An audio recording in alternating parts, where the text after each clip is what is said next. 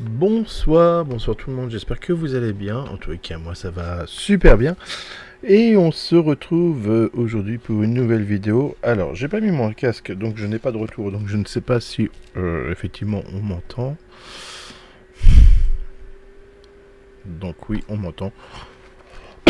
Et je n'aurai pas beaucoup plus besoin de mon casque aujourd'hui. Alors pour cet épisode 4, un peu particulier puisque vous voyez je ne suis pas sur la tablette.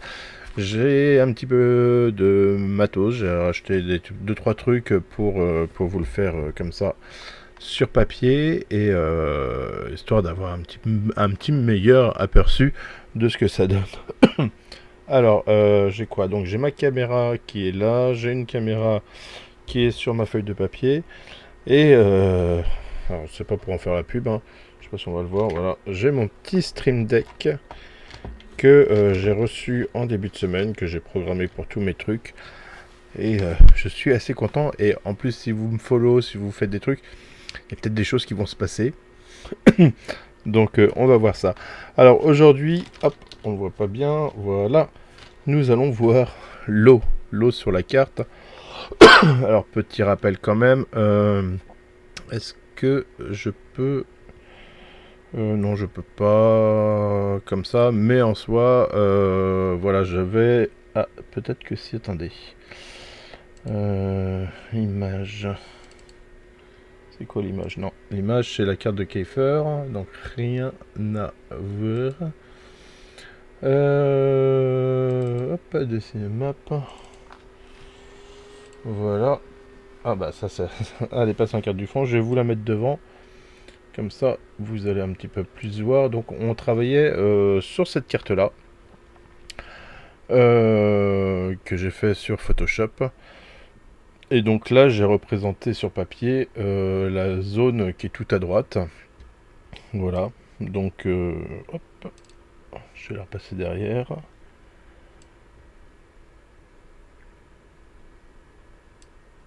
C'est bon. Voilà. Et puis on aura changé de fond. Comme ça, c'est pas plus mal, hein. Salut Zoro. Bonsoir, bonsoir. Bienvenue, bienvenue. Voilà, on avance hein, tranquillement. Comme je vous avais montré lors de la vidéo 1, j'ai sorti les petits crayons, les critériums, les marqueurs, plein de choses. J'en avais plein, mais je pouvais pas tout mettre non plus.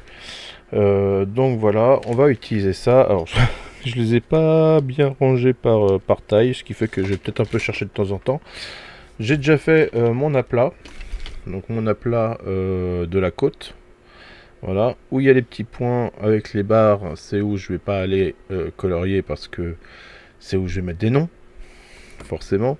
Donc on va commencer par faire la côte. Alors la côte en soi, on va prendre un feutre, je sais pas, de 0,8, 1,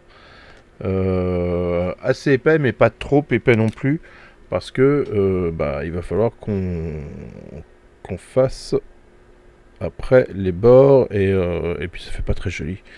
Donc, allez, alors, je sais pas si vous allez bien voir. Moi j'avoue qu'avec tout le matos devant les yeux, entre les micros, les cams, les trucs, ça va être un coup à prendre parce que je n'ai pas encore l'habitude. Donc on va faire déjà nos côtes. Donc là, j'ai évité. Là de la même manière. Voilà, alors j'ai pas tout représenté parce que tout passe pas là à l'image. Donc vous avez l'aperçu principal. Alors c'est pas grave hein, si vous suivez pas le trait au crayon. De toute façon ça sera gommé. On peut faire des petits arrangements, des trucs comme ça pour... si on se dit à un moment, bah tiens la côte, j'aurais préféré qu'elle soit comme ça.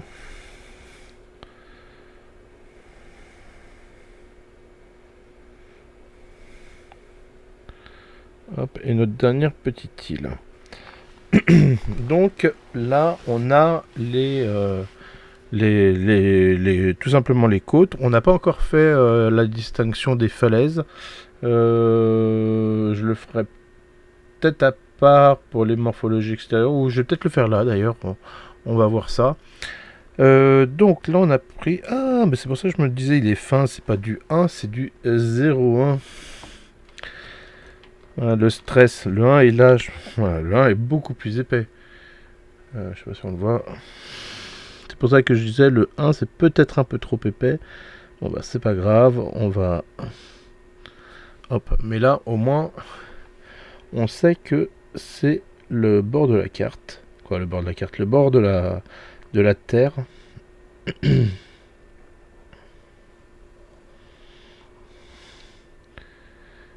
Là on va pas se le cacher, ça couvre quand même vachement mieux le crayon.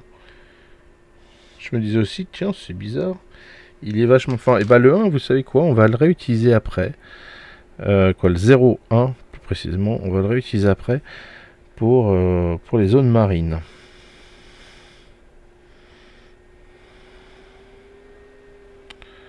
Donc, hop.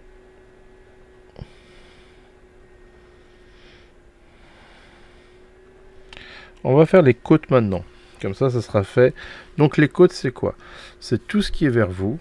Donc ici, ici, ici, quoi, voilà, tout ce qui est susceptible d'être vers vous va avoir un relief, donc il va être légèrement plus épais.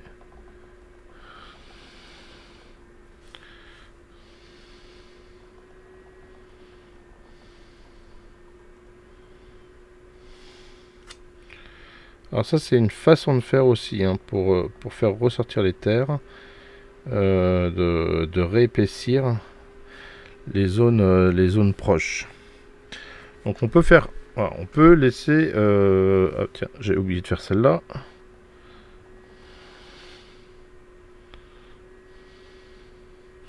Voilà, on pourrait laisser juste comme ça pour déterminer la côte et la délimitation avec la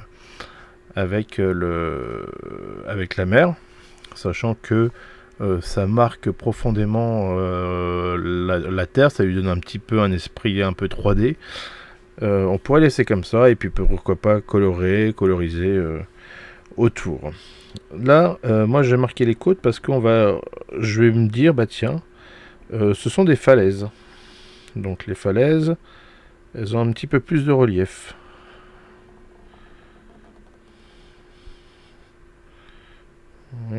Hop.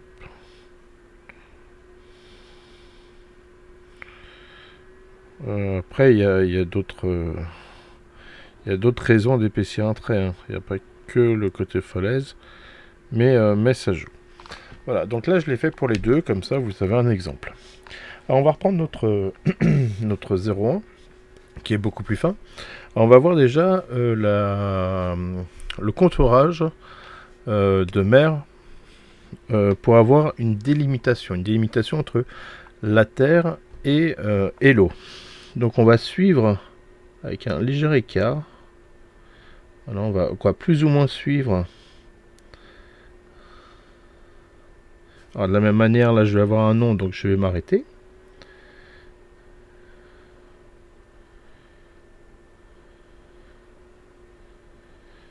Alors là se pose la question de ça va se croiser. Donc ce qu'on va faire, c'est que dans un premier temps, on va le faire normalement. Voilà. J'aurais pu très bien partir de là et faire foup et partir. Mais là j'ai envie de séparer mes deux îlots parce qu'ils sont longs. Alors ceux-là ils sont assez proches. Donc ce que je vais faire, on va considérer que c'est la même terre. Quoi, c'est la même terre? C'est le même territoire. Donc je vais les rassembler. Donc ça c'est une première façon de faire en trait plein pour délimiter les deux zones. Une autre façon de faire étant de faire un effet un petit peu plus... hop. Voilà, on va créer de l'espace. Faire comme s'il y avait un rivage un peu marin, un peu de vagues.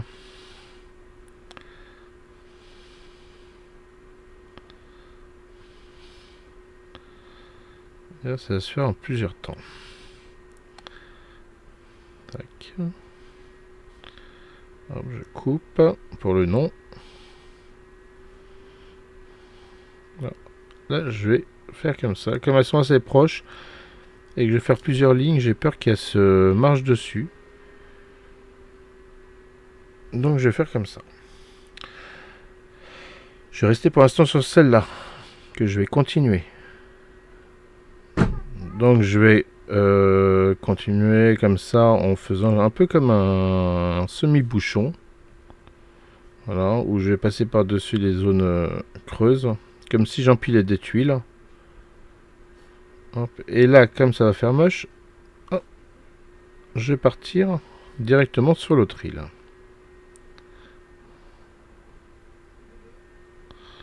Voilà.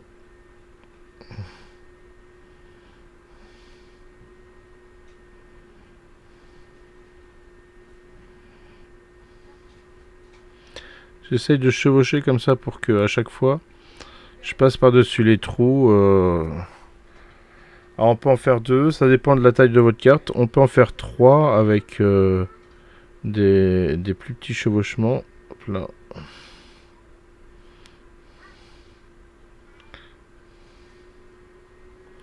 Après ça dépend vraiment de quelle est la taille de votre rivage.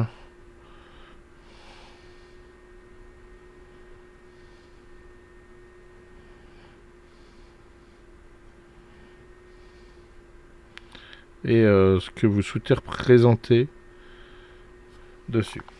Donc voilà, là on va avoir nos bordures, notre zone aquatique.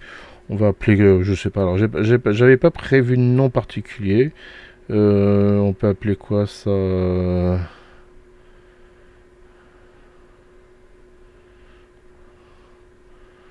Morlaps, on va dire, allez hop.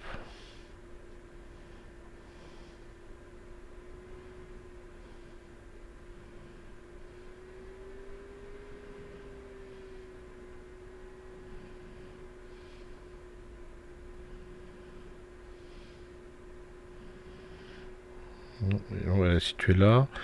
Et là, allez, on va dire c'est une île, donc Islogos. C'est vraiment au pur hasard des noms trouvables les plus pétés du monde. Et donc là, on a nos deux territoires, nos deux bordures aquatiques. Enfin, celle-là. Et maintenant, on va passer à celle-là. Alors, une autre technique, il y a plusieurs techniques, consiste à... Alors, qu'est-ce qu'on me dit, Zoro? À partir de deux lignes, la côte est facilement lisible. J'avoue qu'une seule me fait encore douter. Alors oui, moi j'en ai mis trois pour l'exemple. Je trouve que deux sont largement suffisantes. Et il n'y a pas forcément beaucoup besoin de plus. La 3, perso, pour moi, je trouve ça peut-être, et je dis bien peut-être, un peu trop chargé. Sauf dans le cas où on a des îles à proximité et que vraiment on veut les englober. Si elles étaient légèrement un peu plus éloignées. Mais sinon, oui, deux devraient pouvoir suffire. Alors, la suivante est pas des moindres et pas des moins chiantes non plus à faire. Alors, 0,1, je sais pas si... Oui, j'ai du 0,03. Alors ça, c'est vraiment très fin.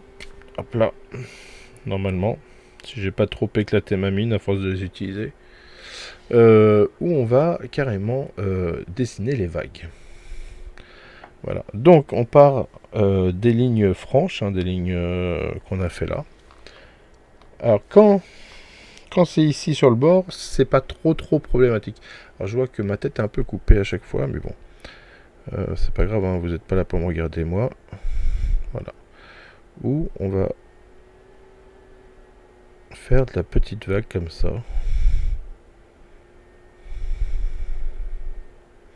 On part toujours de la ligne pleine. Sauf, voilà. Là on arrive au-dessus.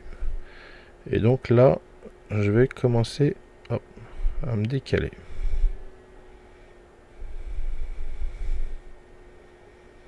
Et là, vous voyez, ça fait un peu clair. Donc, je vais quand même... Alors là, je suis à un premier tracé. Et après, on donnera un peu plus d'effet. Alors, hop, là, je suis coincé. Donc, on part depuis l'île. Donc, c'est pas la technique la moins chronophage. Après, voilà, on peut faire ça dans Une sorte de moment zen. On fait sa petite carte et on vient pour faire ces petites vagues. Alors là, on arrive en haut. On va partir de l'autre côté. Faut pas qu'elles se touchent parce qu'elles sont pas censées être. C'est pas censé être des vagues communes, hein. Alors maintenant qu'on a fait ça, on va reprendre et on va leur donner un petit effet allongé de bordure de mer.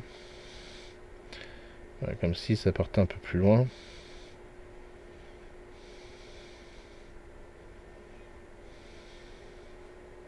Hop, là il y a le nom.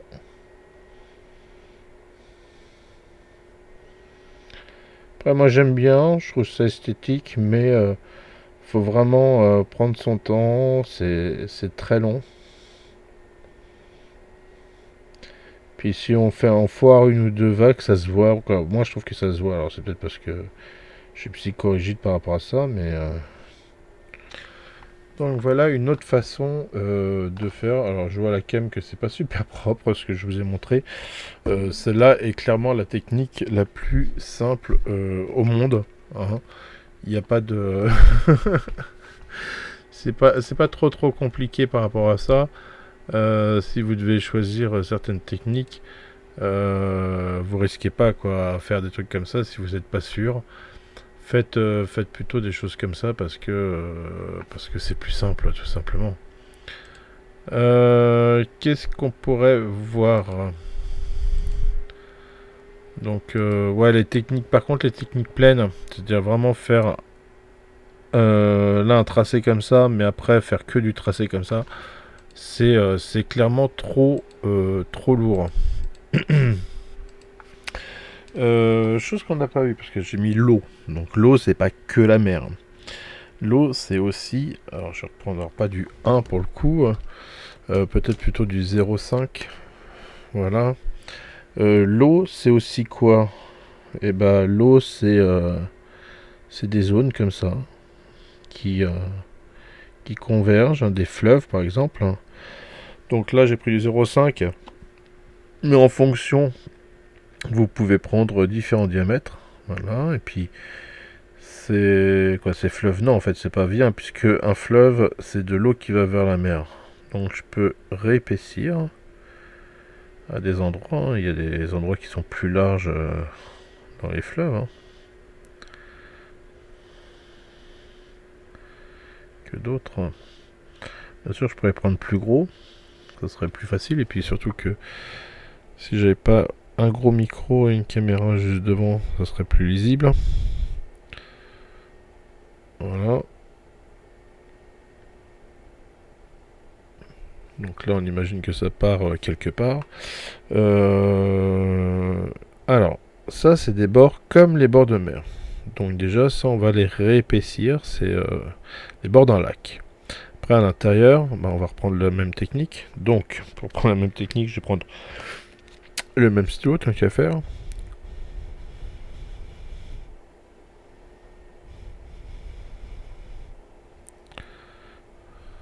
Alors, clairement, là, vous avez vu la taille. 1, c'était bien. 2, c'est largement suffisant. Il n'y a pas forcément besoin de faire plus pour,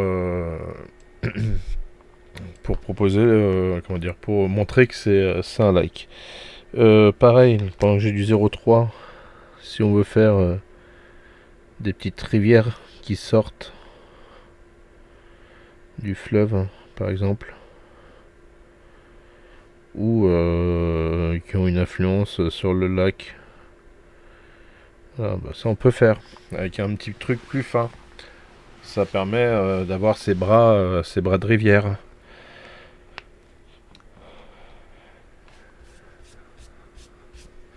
Alors ensuite, donc on a vu l'océan, la mer, hein, quoi, l'océan, océan, la mer, hashtag, lac,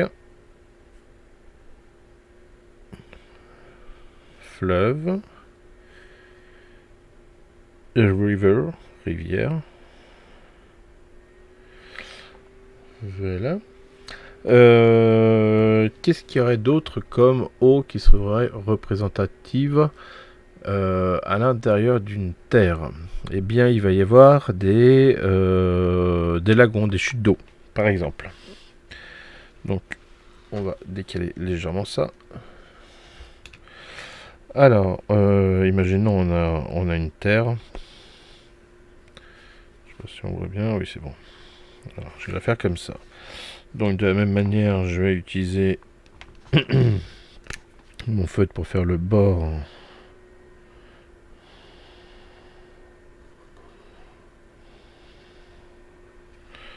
Voilà.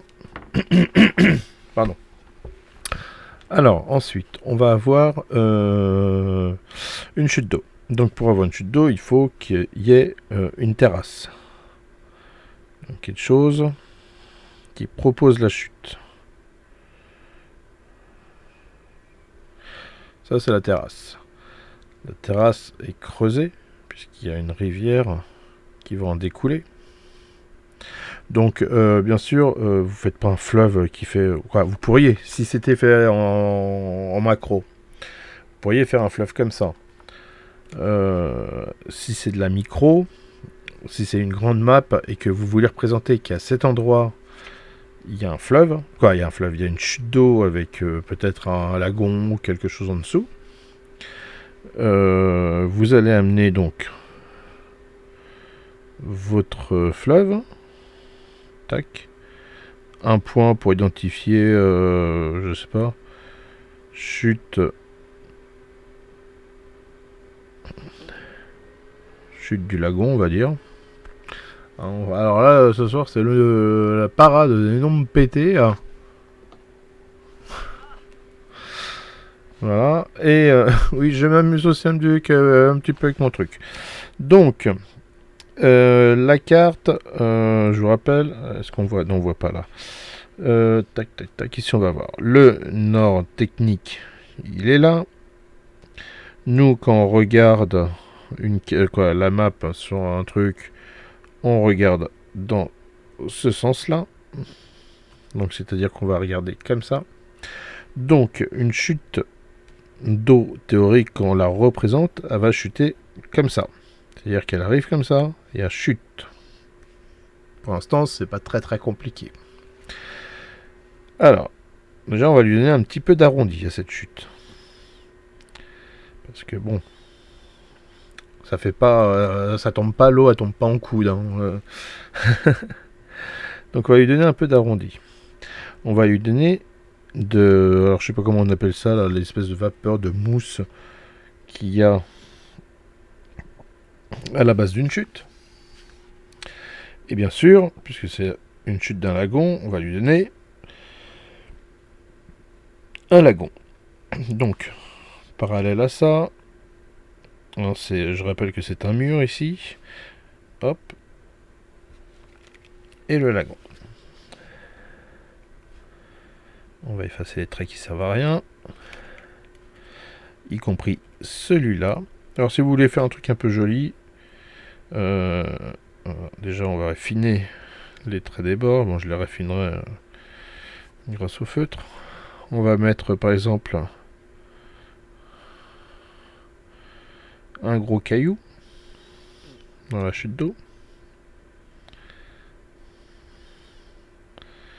Et bien sûr, on va donner un mouvement à l'eau. Et ça fait sa chute. Alors, on va reprendre du 0,5. Alors, 0,5, il va aider à faire quoi? Il va aider à faire la falaise. Voilà. Donc, toujours dans une forme hop, hop. Ce qui représente un petit peu l'élévation, en fait. Il va permettre de faire... Ah, il y a eu un petit bug. Le bord du lagon, qui va bien sûr, comme tout à l'heure on a vu l'eau. Alors là c'est un peu particulier parce que comme c'est une sorte de 3D, on va représenter jusqu'à des zones visuelles. Donc là, c'est visuel, tout ça, on le voit. Mais ici, c'est plongeant, on ne le voit pas. Donc hop, pareil. Le deuxième petit fameux trait un peu plus fin. Voilà, ça c'est la zone lingot. Après, avec, comme il n'est pas trop épais, on va faire une espèce de nuage de vapeur, là, d'eau, quand la chute tombe. On peut lui rajouter un petit bourrelet par-ci par-là. Voilà. Ensuite, je vais prendre le 0,03 qui est beaucoup plus fin pour le coup, pour représenter l'eau. Donc là, ça arrive comme ça, tac, on arrondit et on chute. Et on va faire les petits traits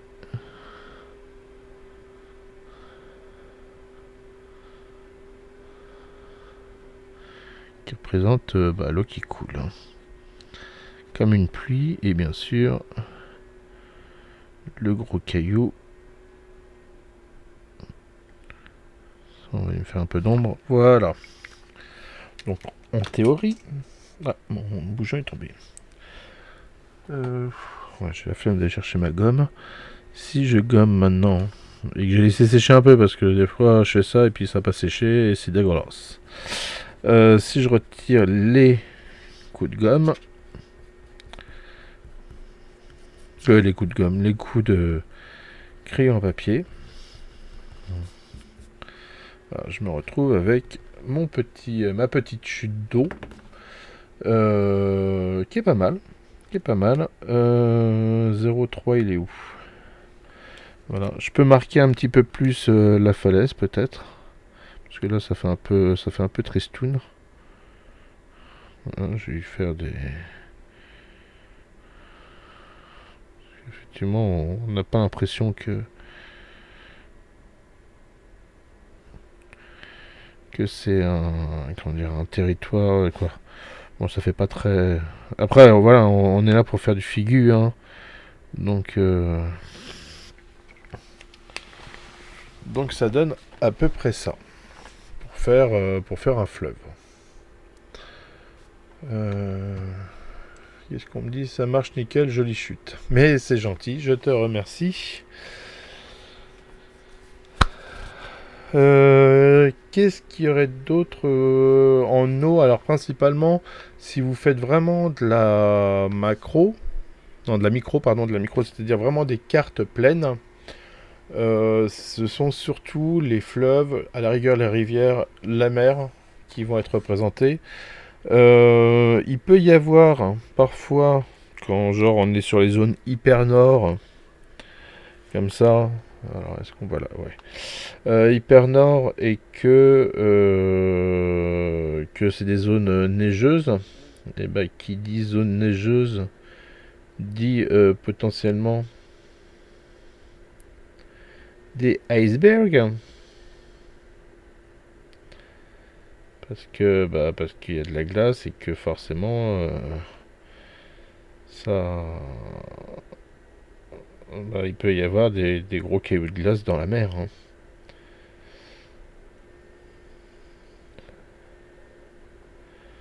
Donc on essaye de faire des trucs un peu allongés comme ça, vous voyez. Et de là on fait comme si qu'il y avait un volume qui dépassait de l'eau. Donc moi j'aime bien les icebergs, il y a des trucs sympas à faire. Ah si, j'ai un autre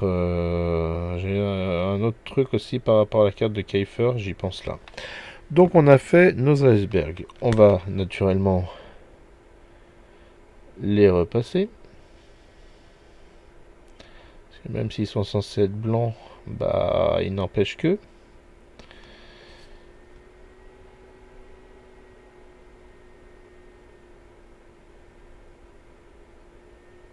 Alors je vous conseille, quand vous êtes sur le bas du iceberg, je vais en faire un ici, ouais, ça se verra. J'en fais un plus gros, voilà. Et vous faites une petite chute normale, hein, pour avoir les bords. Et quand vous êtes là, vous suivez la ligne, mais en faisant en effet un peu de vague comme ça. Parce que, bah, comme tout bon iceberg qui se respecte, il est immergé.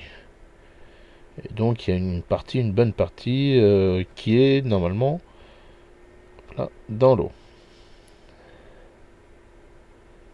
Tac. Et tac. Voilà. Donc ça, on a les icebergs comme ça. Et bah, nos icebergs, on va venir, comme on a fait pour ce bord-là. Parce que vous savez, hein, quand on jette un caillou dans l'eau, quand il y a un truc dans l'eau, autour, il y a ces petits, hein, les petites vagues, là, les petites ondes.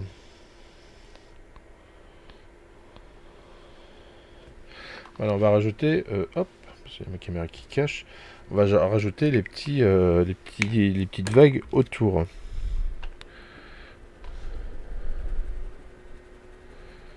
Ça fait beaucoup de traits avec le crayon plus le. Voilà. Donc ça, c'est une façon aussi de faire la représentation qui va être en général plus poussée, plus avancée. Parce que, bah, c'est... Alors, marécage, oui, c'est ça que je... Zoro, il suit. Alors, marécage, c'est là où je voulais en venir. Sur Kaifer, il y a une zone marécageuse. Je vais pas vous la montrer d'ailleurs. Par contre, j'ai changé de page.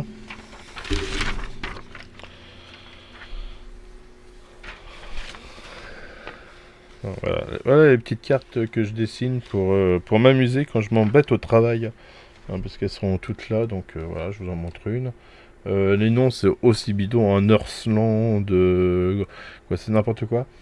Mais voilà quoi, j'aimerais vous pousser. Voilà, je fais mes petits essais, je regarde avec les vagues ce que ça donne, si je fais tel type de montagne ou tel type de végétation, comment ça va rendre. Donc je m'amuse à faire des choses comme ça. Tu es un générateur de noms à toi tout seul? Non, je suis une quiche en termes de noms. Donc les marécages.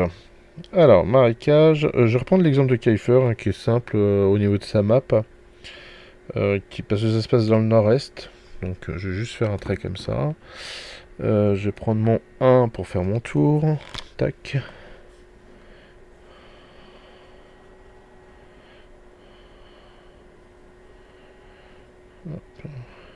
Alors j'ai pas... Oui, j'aurais pu laisser des petits trous comme ça.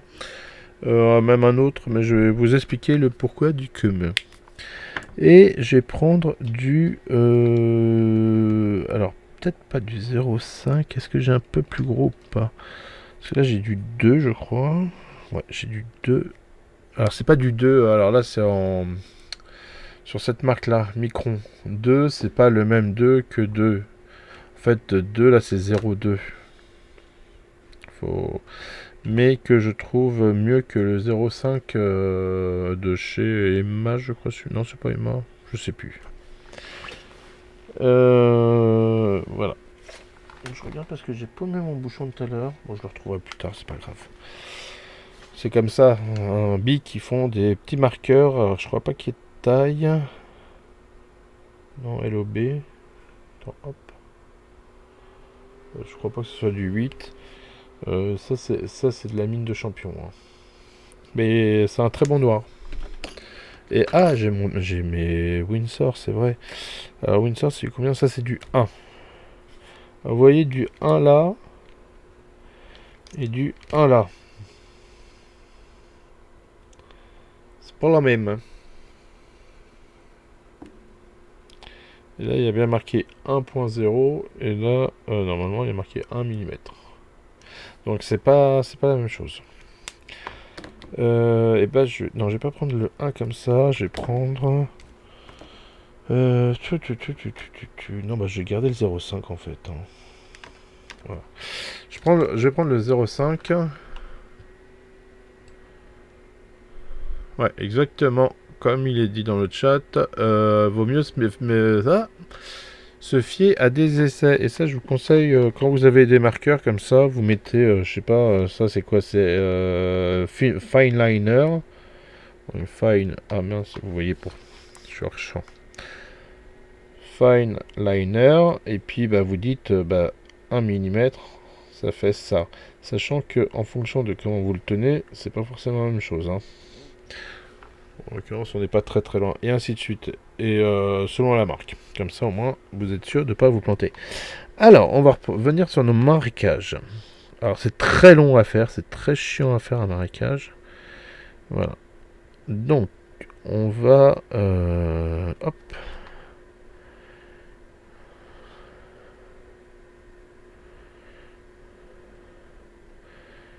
Alors, le but d'un marécage, c'est d'avoir des marais. Et dans ces marais, d'avoir des... c'est des terres humides, en fait, un marécage. Donc, une fois qu'on a commencé à faire son bord, on se casse plus la tête pour le moment. Et je précise bien pour le moment. Et on va commencer à faire toutes ces terres. Alors en général c'est très très proche les trucs. Donc j'en profite d'être en bout de page. Alors je vous avoue que je prends un peu moins de temps que ce que je pourrais. Parce que je veux pas non plus que la vidéo dure 3 heures.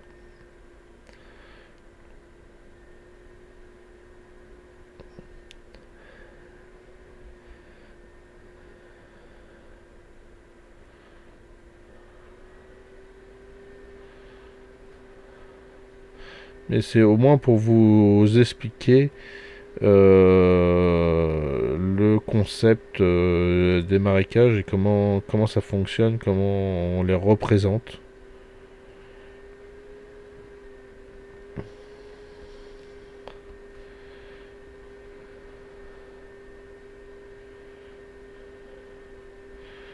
Donc on va faire des petits îlots comme ça, puisque ça, ce qu'on est en train de dessiner, c'est de la terre.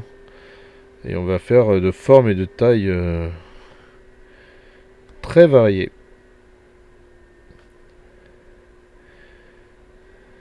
Et l'important, c'est d'avoir de l'eau en gros autour. Voilà. Et bien, quand on est convaincu par ce qu'on a fait, on va venir tirer son trait tout autour.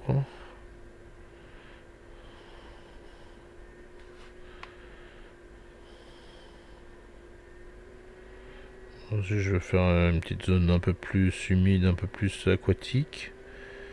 Je peux. Voilà. Et puis là, pour combler, on va faire un petit monceau. Je vais faire une île qui n'a rien à voir en plein milieu. Voilà. Et donc là, on a une forme de marécage en macro. Donc avec les... Ah, il y a eu un bug là. Tac, tac, tac. Ouais, ça aurait dû être comme ça. Là, la terre. Et, à la rigueur, je peux... Hop. On va dire, ça passe. Bon, bref. Là, j'ai un peu planté le truc. Donc ça va être la représentation marécageuse. Et après, si vous voulez mettre une petite couleur ou quelque chose à l'intérieur pour marquer que l'eau, elle est pas très potable. Voilà, vous pouvez faire ça. Vous pouvez épaissir de la même manière que on l'a fait pour les côtes, les lignes qui sont face à vous. Mince. Pour donner un certain relief.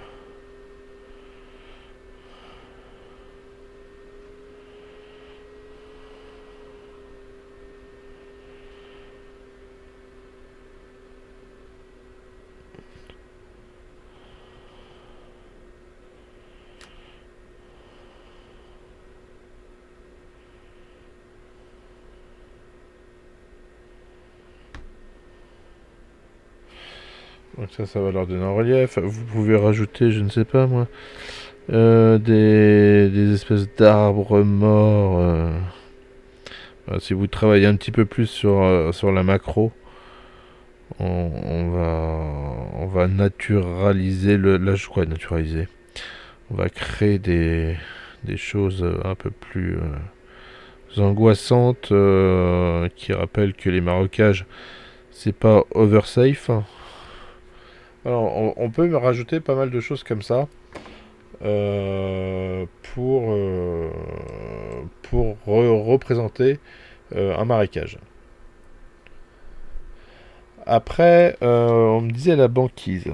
Alors banquise c'est un peu particulier parce que en général c'est sur le nord, sauf dans peut-être des univers un peu fantasmagoriques, et que ça va être vraiment une terre. Voilà, on va dire, ça va être une terre de nord. Hein. Imaginons que ça c'est le haut de la page. Et on peut la représenter parce qu'en général les falaises sont assez hautes. Voilà. Alors là j'avais pas fait de trou, mais j'aurais préparé mon dessin, j'aurais pu faire un trou pour marquer en fait qu'il y a une cassure. Et puis on peut faire ça à plein d'endroits du moment qu'on suit en fait la ligne. C'est-à-dire que imaginons que la banquise est comme ça, le point est ici, et donc quand je vais faire une cassure, il faut que ça soit face au point. Ça c'est une perspective, en gros, pour vous expliquer. Et de la même manière, bon là j'aurais pas dû le faire au feutre directement. On peut représenter différents rochers de glace qui se seraient décrochés comme ça. Alors, vous vous rappelez ce que je vous ai dit. On va faire son dessin, donc le dessin du dessus. Après on lui apporte des bords. Et après on va lui donner une forme un peu arrondie comme ça. Donc qui fait à la fois cette forme là et à la fois les ondulations. Et pour après pouvoir... et on va toujours arrondir derrière pour faire comme si on était vraiment dans l'eau. Donc qu'il y avait des ondulations tout autour. Donc ça peut être une représentation d'une banquise avec des icebergs qui gravitent autour. Donc voilà, je crois que j'ai fait le tour pour tout ce qui était l'eau. Elle est où la feuille? C'est pas celle-là, c'est celle-là. Donc on aura vu les marécages, la banquise, des représentations de chute d'eau, différentes manières de représenter les océans et comment faire un lac ou quelque chose, le fleuve, les rivières, peut-être quelques icebergs comme ça qui sont en bord de côte. Alors je les ai fait très gros par rapport au reste de la map, mais voilà, faut les faire à proportion. C'est la vidéo numéro 4 et bientôt une vidéo numéro 5 qui reprendra aussi plusieurs éléments terrestres et plein d'autres choses. De toute façon là il y a une série de vidéos qui arrivent et que vous allez voir. Je vais essayer de les continuer comme ça à la main, de les dessiner avec vous plutôt sur l'ordinateur. Comme ça vous aurez une meilleure représentativité du travail, comment il faut le faire, les différentes choses qu'il faut apporter à sa map. En tous les cas, j'espère que ce genre de vidéo vous plaise. Je suis très content de pouvoir en faire. Je vous remercie. Et je vous dis à très bientôt pour la suite. N'hésitez pas à vous abonner, à suivre, à liker, tout ça, tout ça. Je vous fais des bisous, bisous. Et je vous dis à bientôt.